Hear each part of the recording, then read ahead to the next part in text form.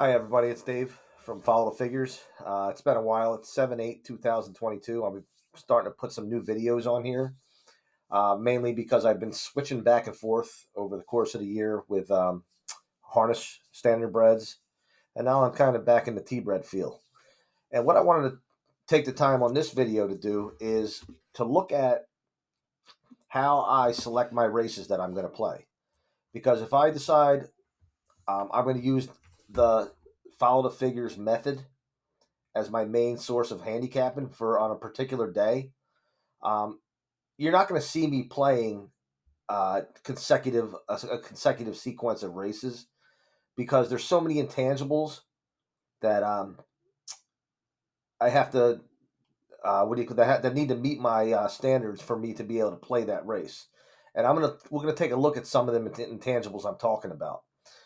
First of all, if you look at the first race at Belmont Park, right away I'm seeing maiden special weight.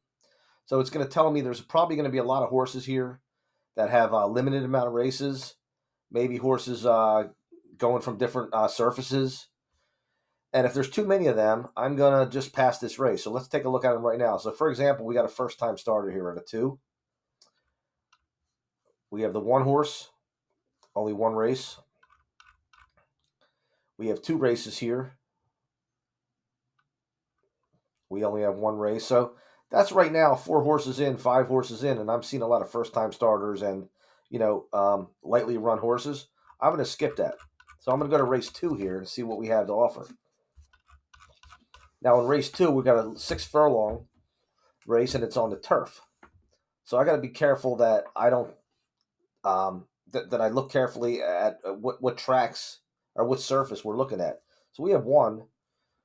I would go if I were going to bet this race, or if I was going to handicap this race right away, I would take this dirt race out, and I would be content with what we have right here. For the 1 horse, we have 3 turf races I can go by.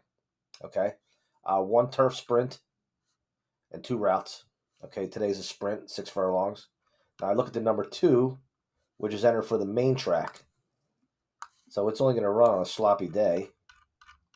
Number 3, looking good. We got a turf runner here, and I have last 3 races were sprints on the turf.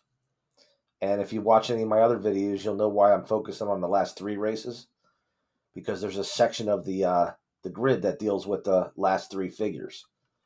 Okay, race number 4. Again, string of turf races. Okay, that's a go. Number 5. Now we have a 5 horse here who's running on turf. I don't want to say, for the second time in its life. Hasn't run on turf for a while.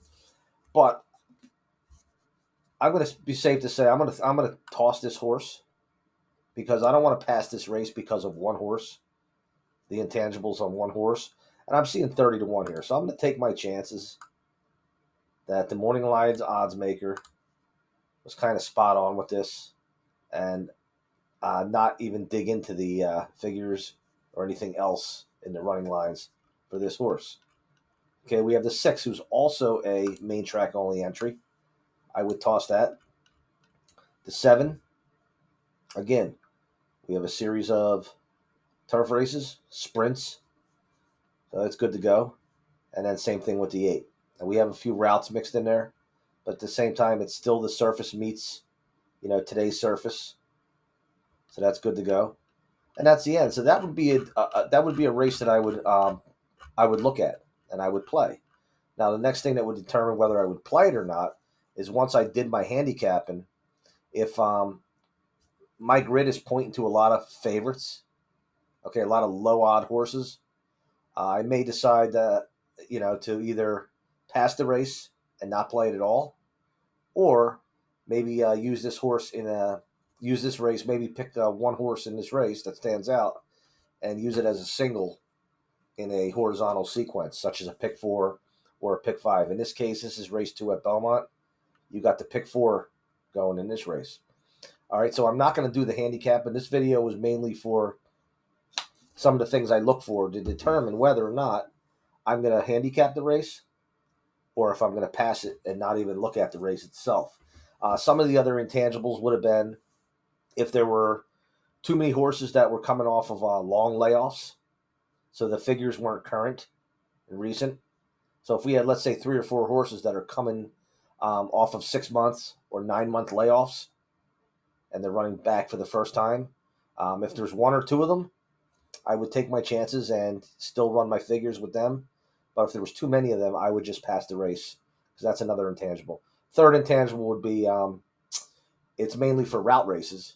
If today was a route and we had too many horses that were coming out of a string of 5 or 5.5 furlong races, you see that sometimes with turf horses. You might have a mile and 16th race on the turf. There might be an 8 horse field, such as this one, and 4 of the 8 horses may be. You'd have to dig way back here somewhere to find what do you call it, a route on the turf itself. And I would just pass that race because I don't find those figures to be that accurate or valid. Okay, so that was again what I look for to determine whether a race is handicapable, if that is a word, or if it's a pass race. Okay, thank you.